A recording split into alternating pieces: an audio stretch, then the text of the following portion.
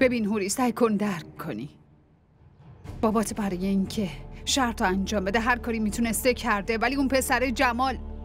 نه مامان، قضیه شرط نیست، شریعته.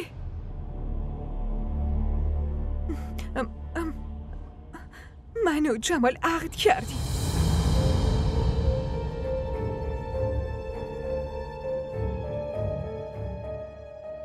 تا وقتی هم که نبینمش و ازش طلاق نگیرم چطور میتونم دوباره ازدواج کنم؟ انقدر از خودت بهانه در نیار. ازدواج که خاله بازی نیست. دارم راستشو میگم.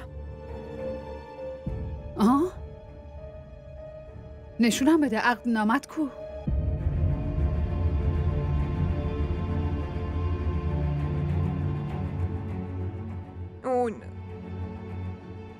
اون پیش جماله. بعد جمال؟ اون کجاست؟ تو رو عقد کرده و ولت کرده و فرار کرده؟ خاله جون اون...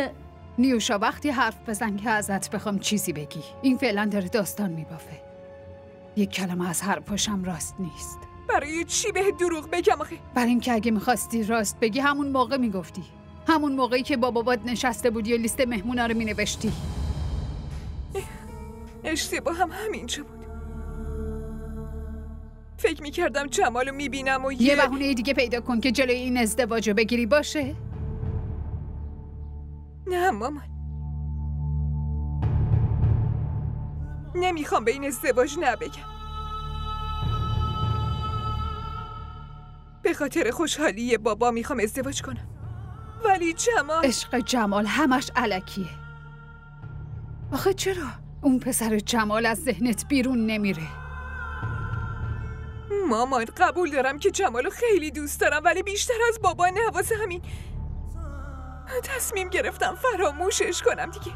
اگه تصمیمتو گرفتی پس بهش عمل کن. برو صورتتو بشور بیا. ربیه میخواد ببینتت. وایسا مامان.